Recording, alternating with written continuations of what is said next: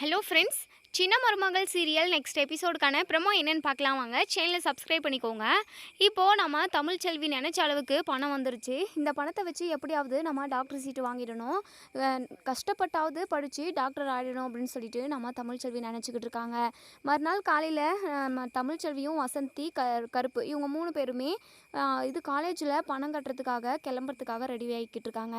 அப்போ தான் இங்கே சேதுவும் நம்ம ராஜாங்கமும் தமிழ்ச்செல்வியோட வீட்டுக்கு வந்திருக்காங்க. இவங்க 2 பேரும் பார்த்ததுமே நம்ம வசந்திக்கு பயங்கர ஷாக்கிங்காக இருக்குது. இவங்க என்ன திடீர்னு நம்ம வீட்டுக்கு வந்திருக்காங்க அப்படின்னு சொல்லிட்டு ஓடி வந்து வாங்க சம்மந்தி வாங்க உட்காருங்க வாங்க அப்படின்னு சொல்லி கூப்பிடுவோம். உடனே இங்கே சேதுவோ, இங்கே பாருங்கள், உங்கள் வீட்டில் வந்து உட்காந்து விருந்து சாப்பிட்றதுக்காக நாங்கள் ஒன்றும் வரவில்லை, நாங்கள் ஒரு முக்கியமான விஷயத்த உங்ககிட்ட பேசணும், அதுக்காக தான் வந்திருக்கோம் அப்படின்னு சொல்லிட்டு சேது வந்து முகத்தில் அடித்த மாதிரி பேசுகிறாங்க. வசந்திக்கு ஒன்றுமே புரியல.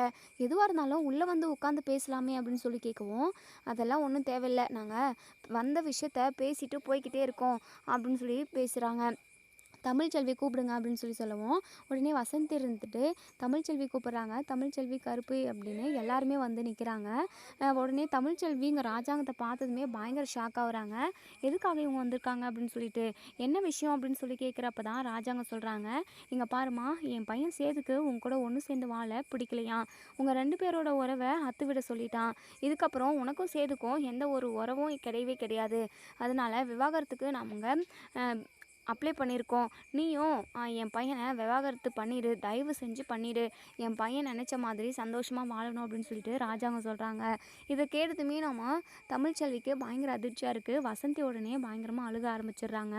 என்னங்க ஐயா நீங்கள் இப்படி பேசுகிறீங்களே, தயவு செஞ்சு இப்படி ஒரு வார்த்தை சொல்லாதீங்க, தமிழ்ச்செல்வி இப்போது கர்ப்பமாக இருக்கா, இந்த மாதிரி டைமில் நீங்கள் இப்படி சொல்கிறீங்களே, அப்போது தமிழ்ச்செல்வியோட வாழ்க்கைக்கும் அவளோட குழந்தைக்கும் என்ன பதில் சொல்ல போகிறீங்க அப்படின்னு சொல்லி கேட்கவும், குழந்தைக்கு என்னெல்லாம் செலவாகுதோ அது எல்லாத்தையுமே நாங்களே பார்த்துக்குறோம், ஆனால் இனி தமிழ்ச்செல்விக்கும் சேதுக்கும் எந்த ஒரு உறவும் கிடையவே கிடையாது அப்படின்னு சொல்லிட்டு இங்கே நம்ம ராஜாங்க சொல்கிறாங்க.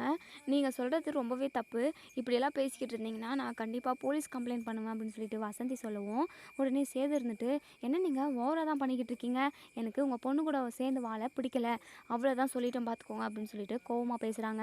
உடனே தமிழ்ச்செல்விக்கு ரொம்பவே கோவம் வந்துடுது.